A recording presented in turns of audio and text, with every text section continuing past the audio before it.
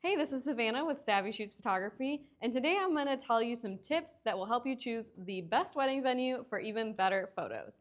Now, obviously, you want to choose a wedding venue that has your date and a location that makes sense for you and your family, and a venue that you overall just vibe with. But I'm going to talk about a couple things that you may want to consider for your wedding venue to get even better wedding photos.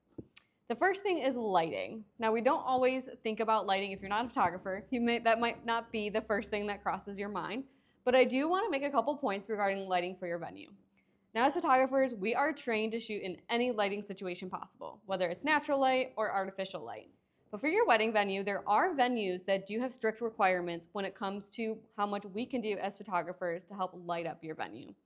The biggest example of this is churches. So as you're searching for a wedding venue for your ceremony, for your reception, definitely ask whoever is in charge if your photographers are allowed to use flash and observe the lighting around you. If you have a lot of windows, usually that is perfect for us. We love natural light. It will help create some soft and flattering shadows and light on your faces, so you'll have a little bit more flattering wedding photos. But if you're getting married in somewhere that is more dark, or in a banquet hall, or specifically a church, then you may want to consider how much light is coming in and how much light a photographer is allowed to add.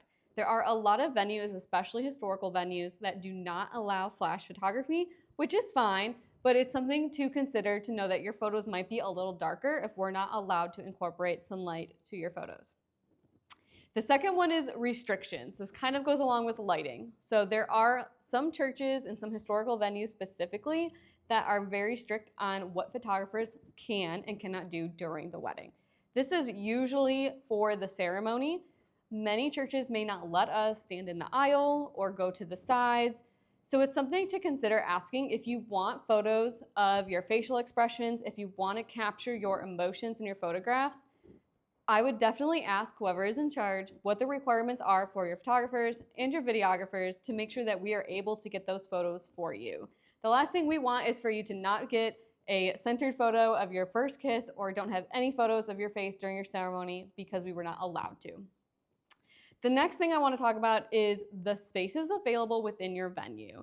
So as a wedding photographer, I have been to so many wedding venues, and what I really love is when a wedding venue gives you a place to get ready. So getting ready spaces can be a game changer for you, so then makes your life so much easier.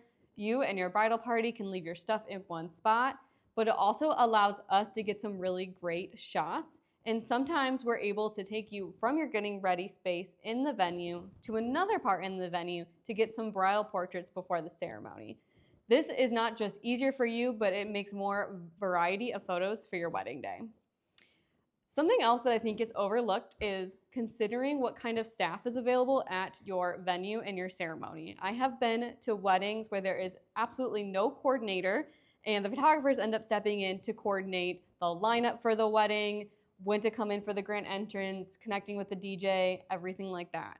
So consider what is available to you. Do they have some kind of event coordinator or venue coordinator that can help you with planning on where you need to be and when?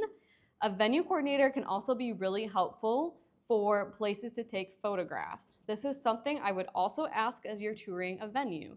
What kind of spaces do you have available to take pictures at? Some venues don't have any spaces at all. It's like a hotel might be really limited, and we'd want to consider going somewhere else for pictures.